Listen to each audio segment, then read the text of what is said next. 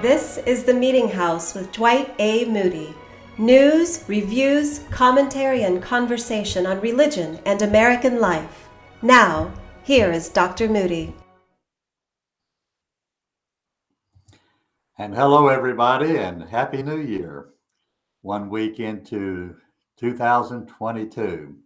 I am Dwight Moody, your host for the Meetinghouse, where we have conversation on religion and American life.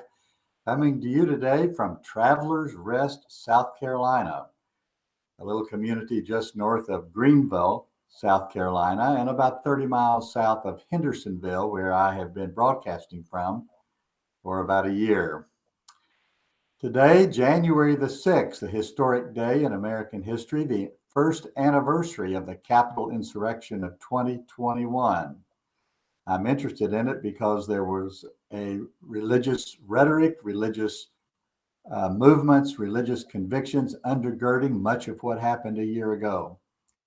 And all across the country, media, political and public policy organizations from all across the political spectrum are giving attention to this event. Why it happened, what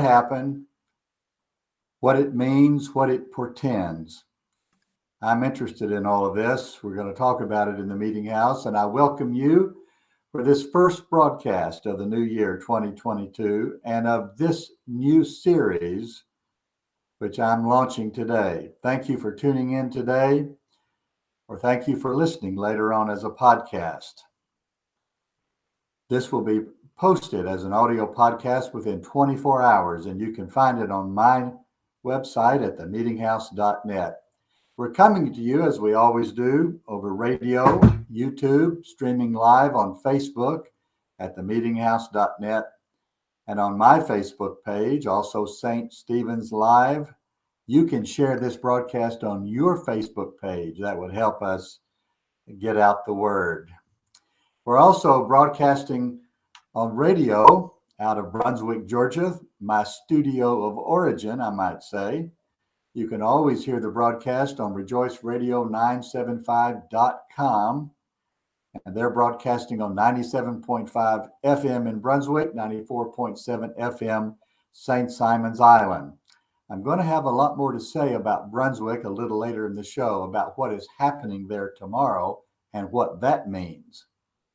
And at the end of the show, if I have time, I'm going to read my commentary. It's a humorous look at the trials and tribulations of moving all the stuff that a minister accumulates. It's entitled, "It's All Up for Sale." I meant it to be humorous, but I'm surprised at how many people took it so seriously. But on this beautiful day, full of snow around the country, including in Kentucky, where we're broadcasting, I welcome back to the Meetinghouse my friend and colleague, Tom Krattenmaker of New Haven, Connecticut. He's the Director of Public Relations for Yale Divinity School, one of the premier schools of theology in all of the country, and has been for a very long time. Tom is also a regular columnist for the USA Today newspaper. Many of you read his columns. And he's the author of an excellent book entitled Confessions of a Secular Jesus Follower, which I read and reviewed when it came out a few years ago. Tom, welcome back to the Meetinghouse. Happy New Year, Dr. Moody. I'm happy to see you, although it feels funny to say happy today, given that it's the 1-year anniversary of the terrible things that happened at the Capitol, which I know we're going to be talking about. Yes, we've all been looking at the pictures. I've scrolled through a lot of pictures today taken on that day. It was such a sobering day. Where were you when it happened? At the home office, just plugging away, doing my work. Yes, couldn't quite believe what was unfolding on the television set. Yes, I was at home too and watching it on television. And like you, I couldn't believe what was happening. And right. Of course, it has been the top story. I've looked at a number of lists over the last couple of weeks from media outlets. The insurrection and its aftermath, of course, the top news story, both in secular news and religious news of 2021. And that's why we're beginning with it today. Well, it is good to call attention to the religious dimension of the debacle. And I know we'll get into that, but that aspect of it, like the fact of it happening itself, must not be forgotten. That's exactly right. So I'm going to start with all the news today, brought to you by PerfectoCoffeeInc.com of California, one of my sponsors out in California. We're always glad when they're watching and listening. I hear from them on almost every week, saying that they have caught at least part of the show. And Bruce and Jennifer, we send you greetings and Happy New Year. Thank you for being our partner, and God bless you and prosper your work. PerfectoCoffeeInc.com. So we're going to start today in Washington, D.C. January the 6th is the anniversary of the mob attack on the Capitol of Washington, D.C. By any measures, it has been the number one story of the year in any category, and certainly in the category religion and American life. Among the very first journalistic responses to that day 1 year ago was a column drawing attention to the religious elements of what is now known as the insurrection. Quote, there were crosses, Jesus saves signs, and Jesus 2020 flags that mimic the design of the Trump flags, wrote Robert P. Jones, scholar, best-selling author, and Meetinghouse guest. Quote, some of the participants organized as part of a Jericho march blew shofars, that is Jewish ritual horns, as they circled the Capitol, reenacting the siege of the city of Jericho by the Israelites. And one video showed a Christian flag being paraded into an empty congressional chamber after the doors had been breached and members of Congress evacuated, end quote. Among the one-year commemoration events is an ecumenical interracial prayer service hosted by the National Community Church in Washington, D.C., and organized by leaders of the Assemblies of God and the Church of God in Christ, the former being a mixed racial network, one of the largest religious networks in the world, and the latter, the Church of God in Christ, largely a Black denomination, a Black Pentecostal, both of these Pentecostal groups, and very numerous.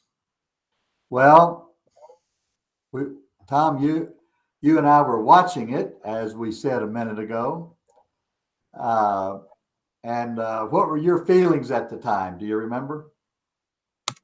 Like you, I was struck by how prominent a role religion played. Mm-hmm. But and I'm glad, as I said a minute ago, I'm glad you're calling attention to that, Dwight. But is it really religion? I think what we saw wasn't Christianity so much as Christian nationalism on display. And of course, that is Christian in iconography only, or in symbolism only. And as you know, it bears zero resemblance to the character and values of Jesus and the meaning of the Christian faith. You know, you were talking about commentary pieces. Well, part of my world in the immediate aftermath of that disaster was that my boss, who was the dean here at Yale Divinity School, he pursued a commentary about the religious dimension or the Christian nationalism dimension, which ended up being published at CNN a few days later. It's posted today again on the YDS Facebook page and Twitter if people want to check it out. I do want to check it out. Said in that piece was that this religious imagery and rhetoric made a mockery of Christianity. And I think that's right. And Yes. This is an aspect of that day of infamy that must not be forgotten. But I'm disappointed. I don't know how much soul searching and repentance has happened in the 365 days since this debacle. No, not in the religious, very little in the political realm. And I think some of the perpetrators, some of them, not all by any means, have been remorseful and repentant and feel like they were used, but that's not true of many, or perhaps even most. And on the religious front, I don't think there's been any repentance on it. I think it has emboldened the networks.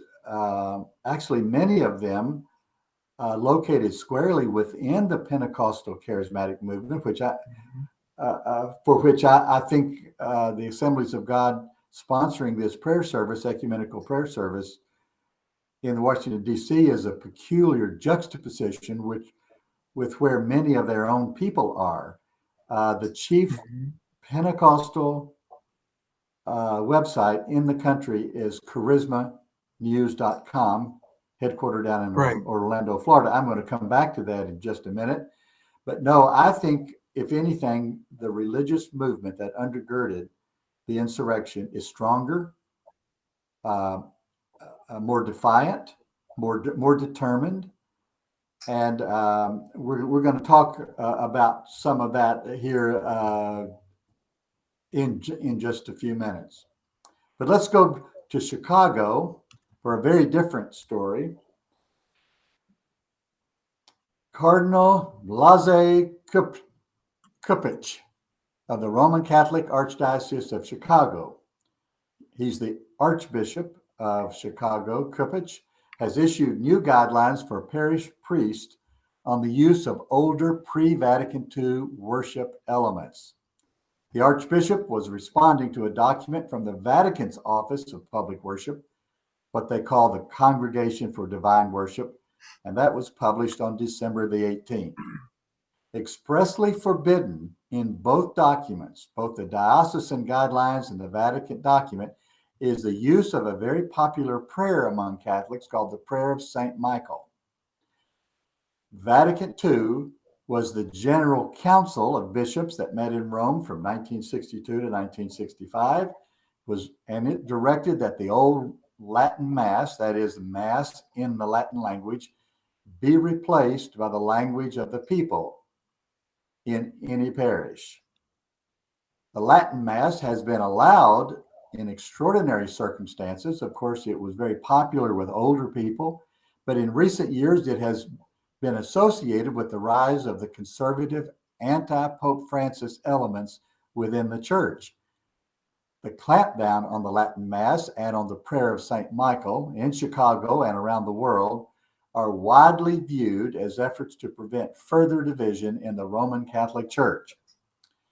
Tom, sometimes we think that it's largely the Protestant world and the white evangelical world that's caught up in this cultural divide, these cultural wars, as we call them. But everything we see in the Protestant world is mirrored in the Catholic world. They have their progressives, they have their conservatives. Sometimes they elect a progressive pope like Francis, and sometimes they elect a conservative pope like John Paul II. Right. Much of what's happening in the country and even in the world is mirrored in what we see in the Catholic Church. But here's one difference. As you know, white evangelicals strongly skew toward conservatism in politics. Right. And if you look at like Unitarian Universalists, they skew liberal. Right. The Catholic Church doesn't skew one way or the other. Right. It's sort of, I don't know if evenly divided is the right word, but it's definitely divided. It is divided and pretty evenly, I think. Pretty evenly, right. Yeah. And I continue to be fascinated by Pope Francis. It's been quite a while now since he became Pope. I was surprised when he became Pope. I was surprised that he was chosen.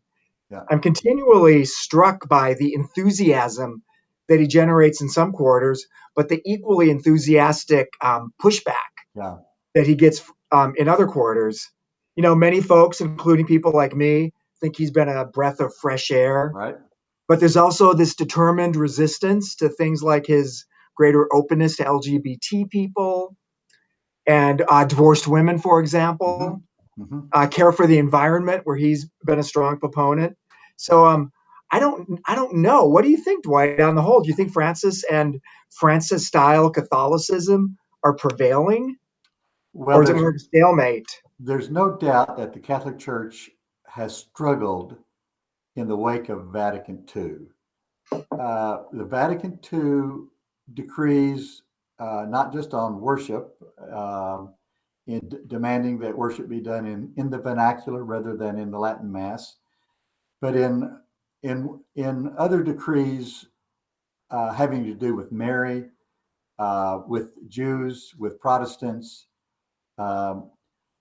were revolutionary, and it's taken the church a long time. It's been 60 years, almost 60 years since the end of Vatican II, and the church is still divided over it. And Francis is determined to be a post-Vatican II pope.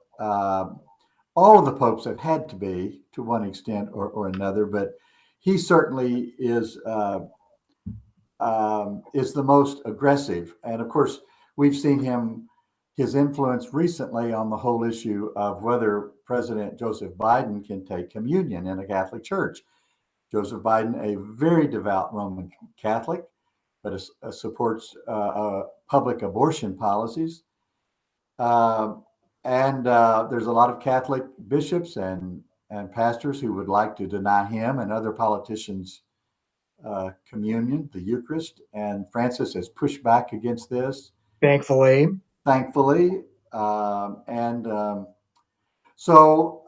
Yes, I think sometimes I refer to him as my Pope. I'm enamored by him. I've read a lot of his books. I watch his videos. I read his prayers. I followed his pastoral visit to the United States. That must have been in 2016, 15 or 16. The president of the United States Conference of Catholic Bishops at the time, and therefore his chief host, is a close personal friend of mine, Archbishop Joseph Kurtz of Louisville, Kentucky, and we have talked about this. Yes, I'm very interested in what's going on in the Catholic Church because it does influence the whole world. It's the largest organization in the world, as you know. And Catholicism at its best has so much to offer. It's such a constructive and positive force at its best. And I'm continually struck by Catholics I know who are often frustrated with the church. And when I say this, I'm thinking about women I know who think women should be ordained, but they don't quit the church. They hang in there. And they still love Catholicism, and they're trying to change it. And their devotion to it is fierce and impressive. And many Protestants continue to convert to Catholicism. I had 2 converts from the Baptist world to Catholicism on my show this past year. And I plan to interview them both again. It still has a compelling attraction to a lot of people. We should talk about that more at length sometime, because they certainly are an influential organization in the world, and in the United States. Yeah, let's come back to that. And I'm interested too in what seems to be the reality that a lot of the most high-profile Catholics in America these days, politically involved Catholics, are converts. They came to the church as adults. That is true. Interesting phenomenon. So we'll come back to that, Dwight. Come back to it. Let's go out to Denver. This is such an interesting story. The wildfire that emerged around Denver to destroy almost 1,000 homes on the outskirts of Denver is now believed to have started in or near a shed on property owned by a Christian group known as the 12 Tribes. I did a little research on this, and I want to read from their website. The 12 Tribes is an emerging spiritual nation. We are a confederation of 12 self-governing tribes made up of self-governing communities. By community, we mean families and single people who live together in homes and on farms. We are disciples of the Son of God, whom we call by his Hebrew name, Yeshua. We follow the Old and New Testament scriptures and live like the early disciples in Acts chapters 2 and 4. With all of our hearts, we want to do our Father's will, which is to love one another, be a light to the nations, so that they could see our love of life and know how much their Creator loves them, end quote. 12 tribes communities can be found in Europe, South America, Asia, and the United States, particularly in the Northeast. They've got several farms in Vermont and in the Northwest and in the Middle West, like around Denver. And they have a farm just outside of Asheville, North Carolina. I had never heard of this organization, this network, but I am familiar with the mood and the motivation and the theology behind it. They evidently live on what we would call communes. The reference to Acts chapter 2 and chapter 4, Tom, are descriptions of the early Christian movement where they held all things in common. And if anybody was poor and needed food to eat, they would feed them. So this is implying, and I think stating, that all these farms and communities around the world are communal in nature, where there's probably no private property, and decisions about the welfare of people are made in common. Had you ever heard of these groups? No, I was going to point that out. It's so interesting that you introduced this element to the story. I had not known about the 12 tribes before they came up in connection with this terrible fire. But I'm kind of confused. So this shed, what happened, Dwight? Are they suspected of deliberately setting it on fire, or did something go wrong? I don't know that. And I don't think the 12 tribes has issued any statement. I don't know whether the authorities in Denver have issued a statement. This story comes out of a video that has gone viral that shows the fire in the shed, and they think this is where the fire started. So of course, it'll take months for the authorities to do an official investigation, but they can pinpoint these things so narrowly and closely. It amazes me. And if it does turn out to be, let's hope it was an accident. Surely it was an accident. I would really hope so, but even then, terribly irresponsible and with terrible consequences. Terrible consequences. Whether it was the result of the kind of neglect that we saw out in California with the California Power and Light Company, not taking care of their lines out there and not keeping them clean and clear. They've had to pay huge fines out in California. I don't know about this community, whether this story will hold up, but it is fascinating. These people, they identify with the 12 tribes. There's been a long history of this in Christian culture, of people wanting to identify with the 12 tribes of Israel, wanting to continue their identity. And this has been a feature, not a prominent feature, but a feature in Christian theology and Christian community for many, many centuries. Even though this group, right, I think, is fairly new. Right. Well, both you and I are being careful not to say that, oh, they started the fire, right, or something like that. Right. I can't let the story go by without noting what I believe is the real culprit in the terrible, terrible fire. And that's the climate chaos that we've created on this planet. You know, in that part of Colorado, they've been going through a severe multi-year drought. And that created the super dry conditions that helped allow that fire to spread so rapidly and so destructively. Yes, I've done a couple of shows on that. We need to come back to that because many people think that is the chief issue, moral, political, economic, legal issue facing the world, not just the United States, but the whole world. Either an issue or a through line that runs through all issues. Right. But you probably know from my writing that I care a lot about climate change. I'm really worried about it. And it probably is the most important thing, big picture, in this generation. Absolutely. Now to Virginia Beach, a very different kind of story. BN Media, owner of such popular websites as BeliefNet and Pathos, has implemented an editorial policy that pushes bloggers to focus their attention on helping people, quote, live their most fulfilled lives, end quote, and avoid writing negative things about religion. As a result, some 20 bloggers abandoned the sites during the last days of 2021, and most of them have followed fellow blogger Hemant Mehta, known as the Friendly Atheist. to a new platform known as Only Sky Media. It's set to launch later this month.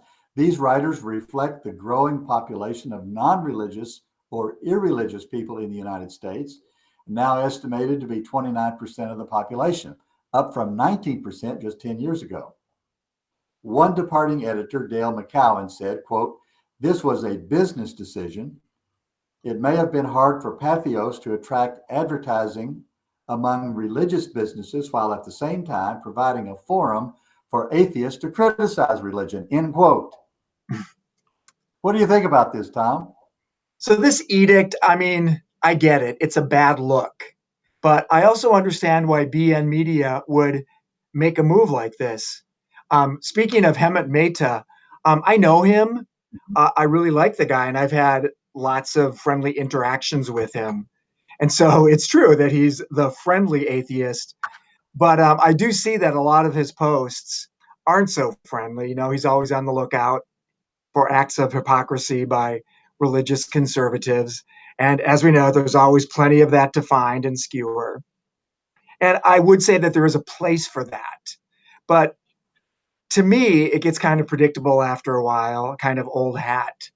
You know, I'm less interested in taking shots at religion. I guess I'm sounding sympathetic toward BN Media.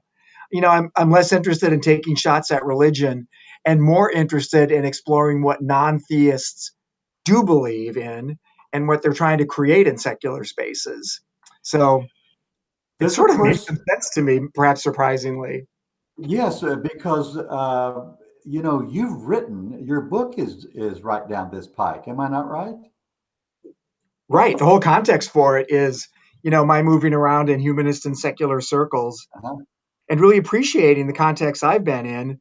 You know, in the Yale humanist community, there was a slogan that said that we used, and it said, "There's so much more to being non-religious than what you don't believe," yes, quote unquote. And then that tees up the next question. Well, what do you believe, and what are you about, and what are you up to, and what is the positive articulation of secular life? And you know, Dwight, that's an extremely important question, especially in view of those stats that you cited a minute ago. What, 29% of the population now identifies as non-religious? And so that could be that's a vacuum. What's going to fill that space in terms of meaning and community and life affirming activities? We need to do some shows on this, Tom. That's right up my alley. Count It's me right in. your alley. You need to help me recruit some of these national spokespersons, and we'll do a series on it. How about that? It's important. I commend you for thinking of that. That would be a real contribution. And I think that listeners who are more traditionally Christian will find that it's not really so much of a threat, and that a lot of the non-religious people, probably most, if not all, really do care about being good and doing good. But it's a new thing, and the institutions and the practices and the norms just have not been fully developed, far from it. But that needs to happen. And of course, many of them, like yourself, still find in religious figures like Jesus people of inspiration and wisdom and guidance for our living today. Right. And there's no, in those circles, there's no strong desire to toss out religion, but rather to see what's good about it and find ways to do similar things, albeit in a secular way or non-theistic way. But a big belief in community and the importance of we'll come back to this and design some programs on this. Finally, from Birmingham, Frank Barker Jr., the founding pastor of one of the flagship congregations of the Presbyterian Church in America, PCA, died on December 27th. He would have turned 90 this month. Barker started Briarwood Presbyterian Church in a storefront, grew it to a congregation of more than 4,000 by the time he retired in 1999, making it one of Alabama's first megachurches and a strong example of the PCA's commitment to evangelism. And then another death. Jay Weaver, age 42, has died. Weaver played bass for the popular Christian band Big Daddy Weave. Weaver had endured decades of health problems, including the loss of both legs in 2016. We send out our sympathies to both families and the network of fans, both for the preacher and the musician. Were you familiar with either one of I'm these sorry to hear names? of these. What? I was Tom, going to say, Dwight, I'm sorry to hear of these deaths. Frank Barker obviously accomplished a lot in growing that congregation. You said that he retired, what, in 1999? 1999. Did it continue? Did the congregation continue in strong fashion Oh, after his still a retirement?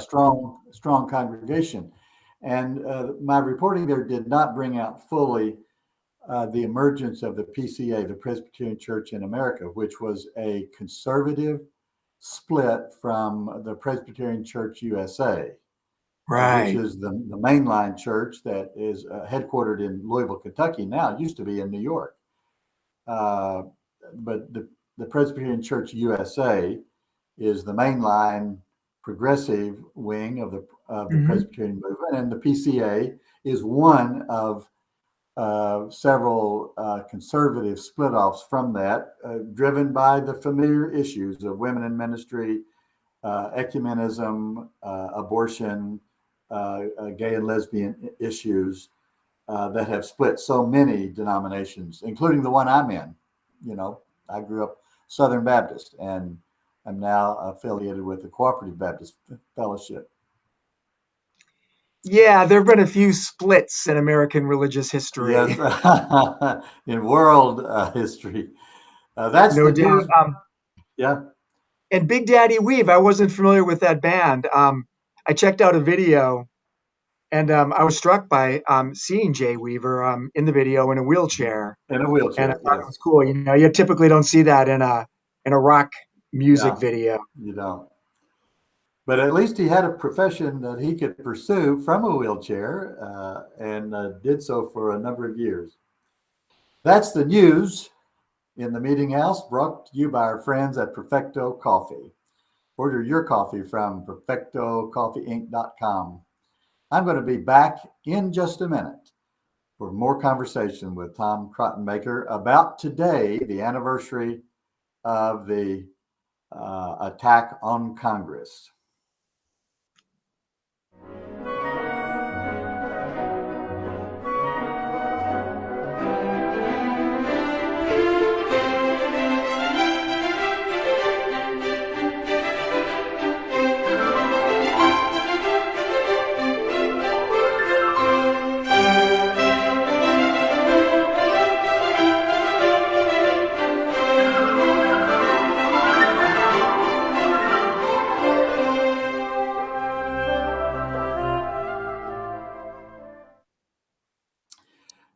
You're in the Meeting House, where we have conversation on religion and American life.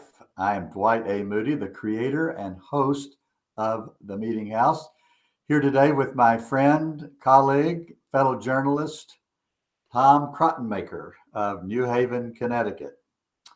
Tom, you may know that today is Epiphany, and it begins the season of Epiphany in the on the Christian calendar. Always January the 6th. One of the things that's celebrated on the day of Epiphany is the coming of what the Bible calls the Magi, or the wise men from the East, looking for Jesus. And you perhaps know that story in the Bible, in the Gospel of Matthew. They came asking, where is he that's born King of the Jews? Herod got jealous, and later, according to the gospel, tried to find Jesus and exterminate his life because he understood it as a threat to his own ruling. That's Epiphany. Again, an alternative way to celebrate today, as opposed to the sadness brought about by the insurrection. And before we get back to the insurrection, I want to say that tomorrow in Brunswick, Georgia, is the sentencing of the three men. Yes. Travis and Greg McMichael, and their friend Roddy Bryan, convicted of killing Ahmaud Arbery. And I want to say that their conviction, along with the conviction of Derek Chauvin in the killing of George Floyd in Minneapolis, have been very important events in the cultural, legal, and political life in the United States. And these murders were videotaped, generated enormous public interest and public pressure on authorities to find and arrest, prosecute these men who did the killing. In Minneapolis, of course, it was a policeman. And the whole controversy down in Brunswick, Georgia, which is the county where my home is on St. Simon's Island. The whole controversy was the fact that it was 75 days, I think, before these men were even arrested. Had it not been for public pressure, the local district attorney, any of the district attorneys would not have acted, did not act until there was pressure from the state, until the Georgia Bureau of Investigation got involved. And this was a tragedy on many fronts. That district attorney lost her bid for re-election. And there's been significant legal changes in the state of Georgia because of this. But the broader issue is that all of this is part of the gradual reckoning related to race in America. Yes. Part of this is also the 1619 Project, a project that is literary in nature and historical in nature, producing materials to reframe American history, taking into account the marginalized peoples and their experiences. But as you know, Tom, there's pushback to this. It's gotten associated with what is called critical race theory. And there's a pushback called Project 1776, which is something President Trump set in motion. Their website reads like this: "We are a political action committee dedicated to electing school board members nationwide who want to reform our public education system by promoting patriotism and pride in American history. We are committed to abolishing critical race theory and the 1619 Project from public school curriculum," end quote. Yeah, we should talk sometime too about the meaning of that term patriotism. Yes. And you're talking about the racial reckoning, not at all unrelated to our other big theme today, which is January 6th. Sure. But it's really upsetting to me to reflect on where we are now on this matter of racial reckoning. You recall in the months following the murder of George Floyd, these protests were happening, white people out there as well as people of color. There seemed to be a new momentum and determination to see our country finally reckon with the racism that's in our history and in our present moment, and really strive for justice and make real progress. The moment seemed right. And there's been such a fierce backlash. Yes. It feels like that moment is gone. Not in every way, thankfully, but in terms of like the big picture and the momentum, maybe that was predictable, because people more knowledgeable than I will say that whenever there's progress, there's always backlash and pushback. It's very reminiscent of what happened after the Civil War. The Civil War, with the emancipation and the freeing of the slaves, was a big step forward. And Reconstruction was a big step forward. But then there was pushback from the white establishment in the South. And it was like it was 4 steps forward, 2 steps backward. And for the next 100 years, this pushback, this resistance to the full integration of Black people into American society dominated Black life, largely in the South, but really throughout the nation. And we're seeing the very same thing happen again. It's the resurgence of white Christian America, feeling that their preeminent place in the United States is being threatened by this attention to the marginalized people.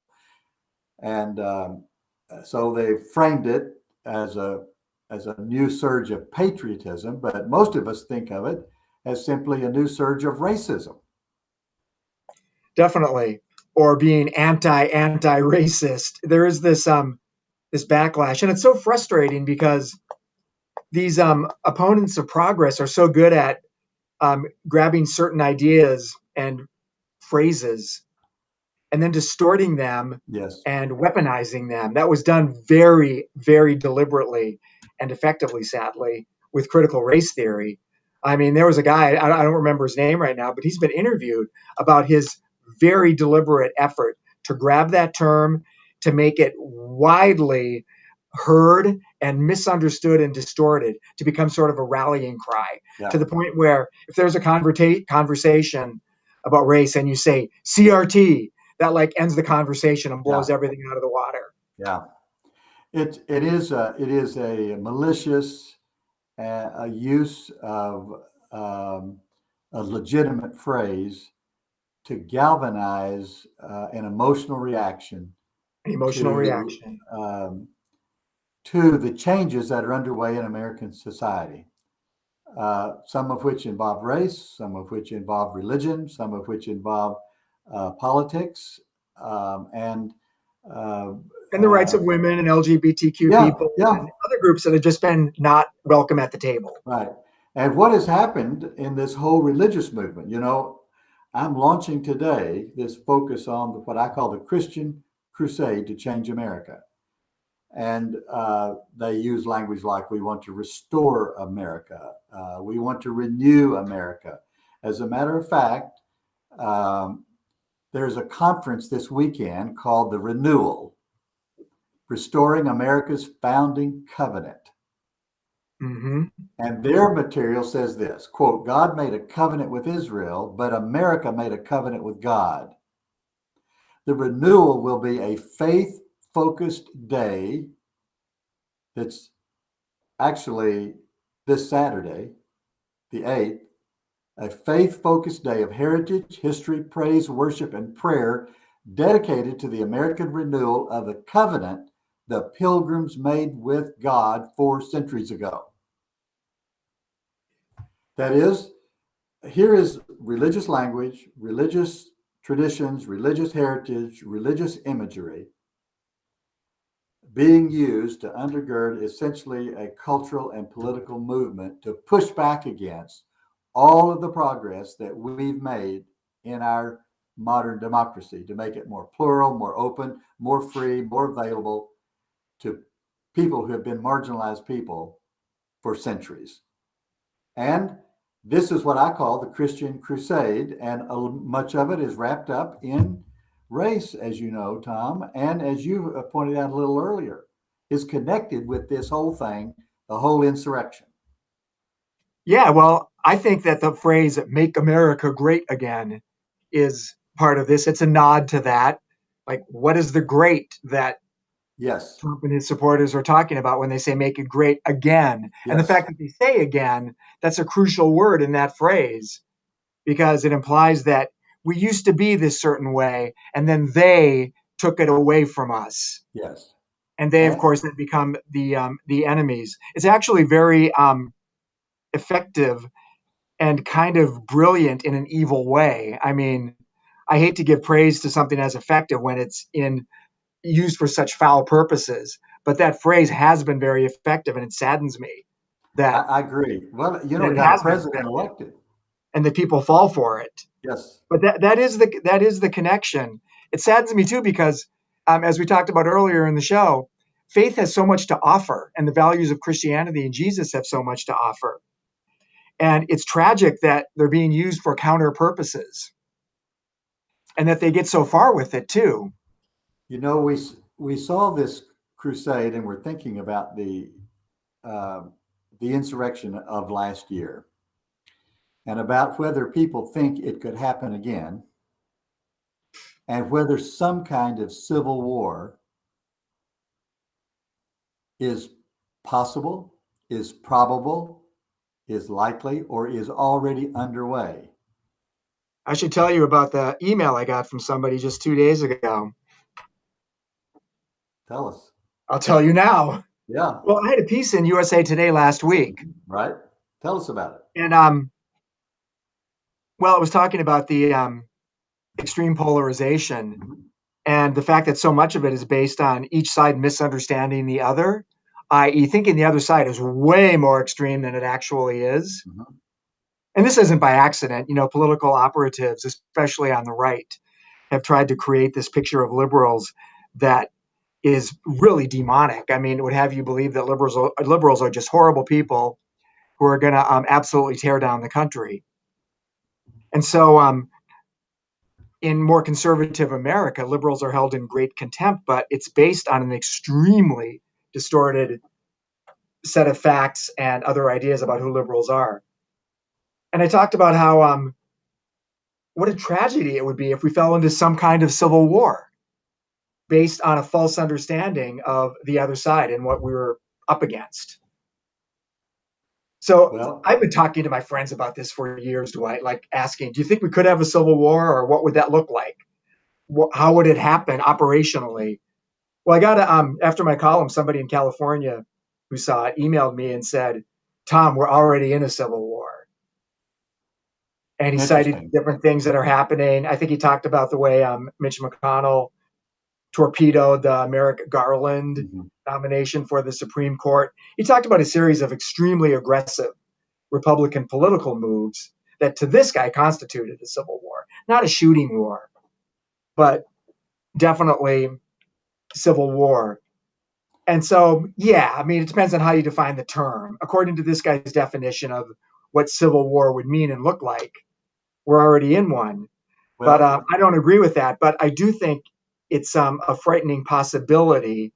And I see more and more about it in the rhetoric and in op-ed columns and in news articles. People are talking about it more and fearing it more. In that poll that you showed me, Dwight, a lot of Americans are afraid that January 6th could happen again. Yes, I think that's the point. 59%. And part of the experience we had a year ago is that we couldn't believe it was happening. Yeah. We thought that, no, this kind of thing doesn't happen in the United States. But now most Americans think it could happen again. Well, they're right, though. They're right to think that, and we need to be vigilant. There's no question this is true. And many people think there is a silent civil war going on, using not guns, but manipulation of the laws and institution of new laws, like down in Georgia, to suppress the majority. Well, I'm going to be talking about all of this every week for several months, with some exceptions, but on what I call the Christian crusade to change America. Some of it gathered up in that phrase, making America great again, but it's a broader and deeper than that. And we're going to be talking about it, including probably the next time you're online with me, the first week of February. Tom, I want to thank you for being my guest today and for helping me talk through these news stories, especially on this most important day. Thanks for having me on, Dr. Moody. Thanks for the work you're doing. God bless you. I'll be back in just a minute with my commentary, a humorous look at the difficulty I've had in moving during the holidays. Let's take a break.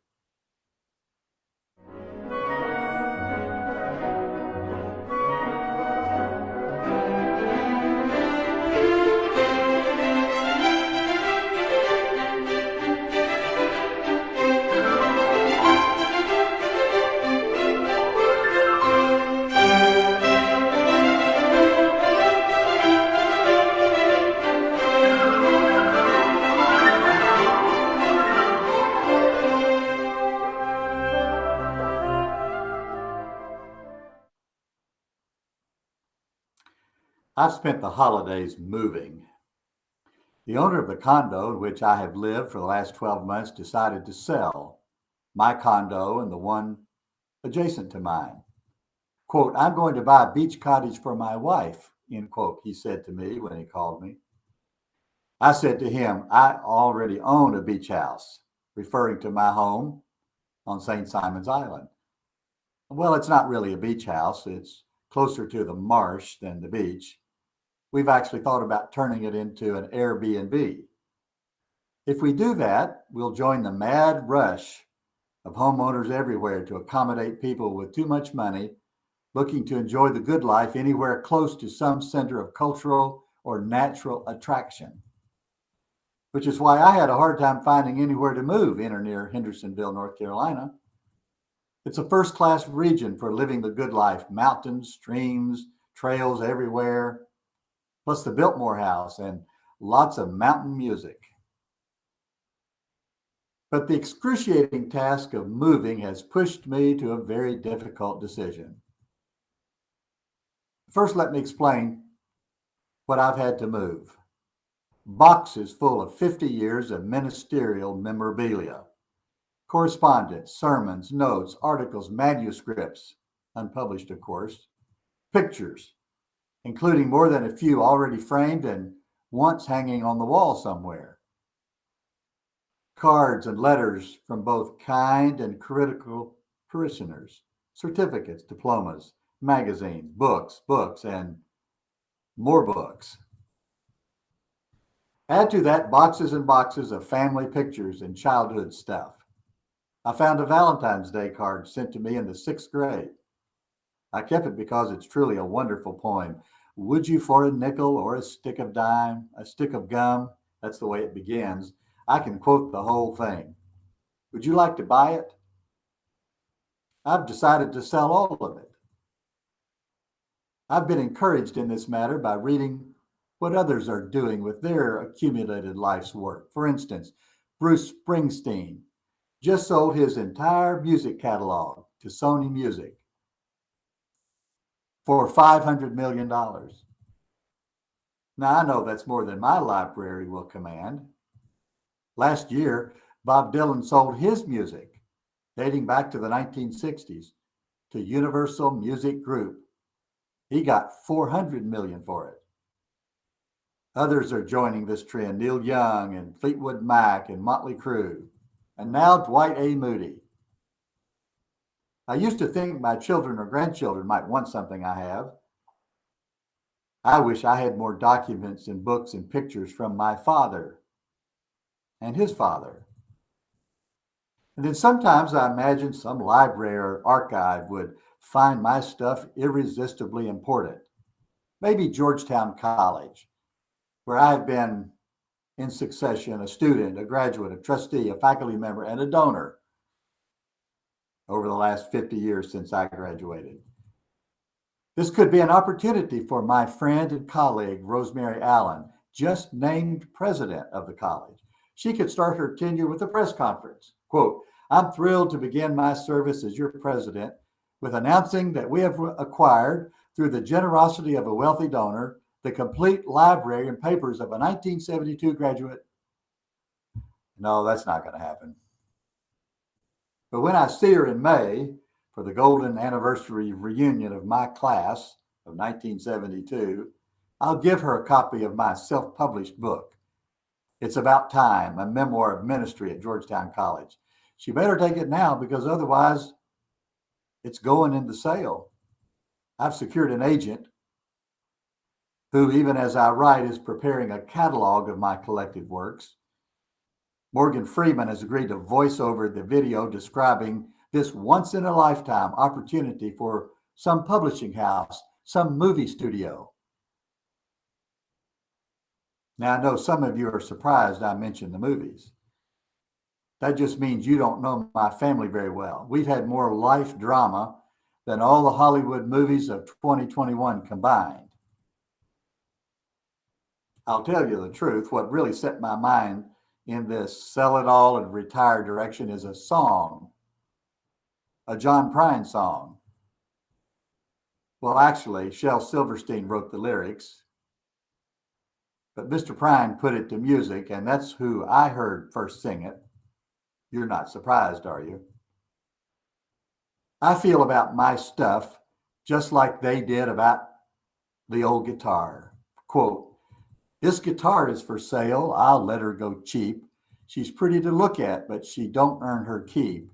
She can roar like the west wind. She can weep, she can wail, but the tunes that she plays just ain't selling today. This guitar is for sale. She lay close beside me on cold winter nights. She got me in trouble and she won me some fights. She'll tell you some stories about junkyards and jails and a fool with a song and a dream that went wrong. But hard times and trouble's been dogging our tail. So if you've got the dough, buddy, take her and go. This guitar is for sale. This guitar is for sale.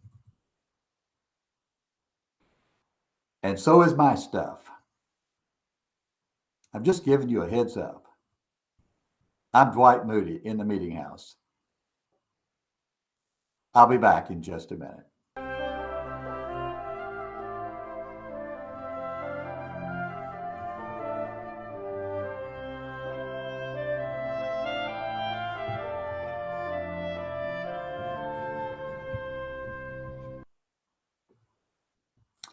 You've been in the Meetinghouse with me today, your host, Dr. Dwight A. Moody, coming to you from Travelers Rest, South Carolina. I like the name. I travel a lot and I need some rest.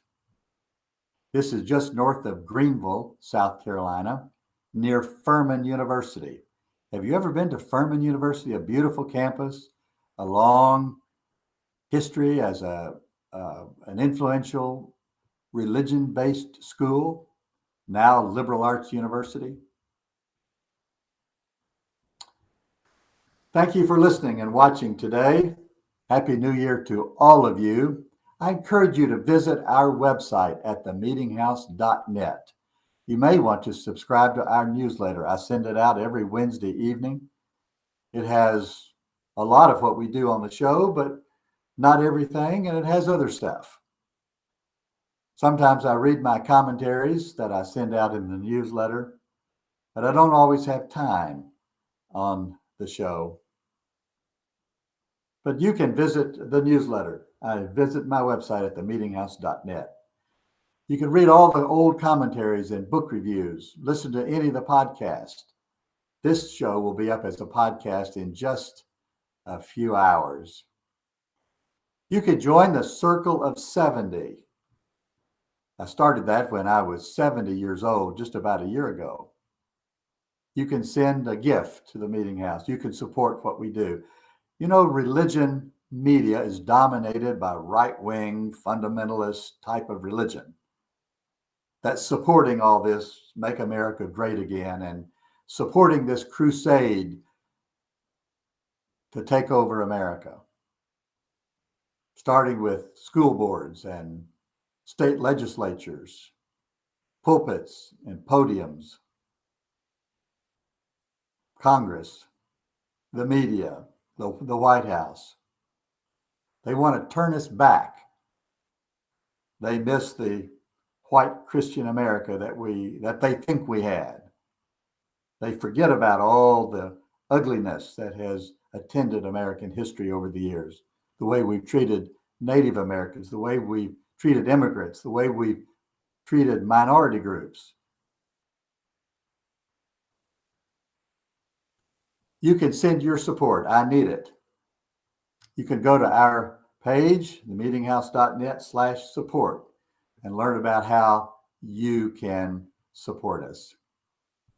Thank you for listening today in Glenn County, Georgia, 97.5 FM, 94.7 FM, and on SSC Live TV through the broadcast ministry of St. Stephen's Baptist Church of Louisville, Kentucky. It's also on the Meetinghouse Facebook page and on my personal Facebook page. Thanks to engineer Everett Armstrong in the studio in the Golden Isles of Georgia, to Alex Mattingly in Louisville and Lexington, where it's snowing up a storm right now. Thank you to Tom Krattenmaker, where he's in Connecticut and they're going to get 4 to 6 inches, he told me. Regardless of where you are, do justice, love mercy, walk with God. Drink some coffee, order some coffee from perfectocoffeeinc.com. Pray for the soul of America. Be kind to someone today.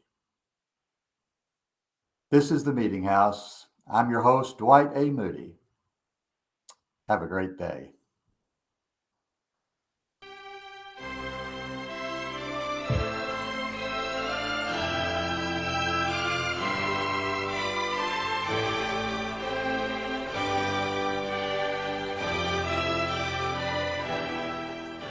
been in the Meetinghouse with host Dwight A. Moody.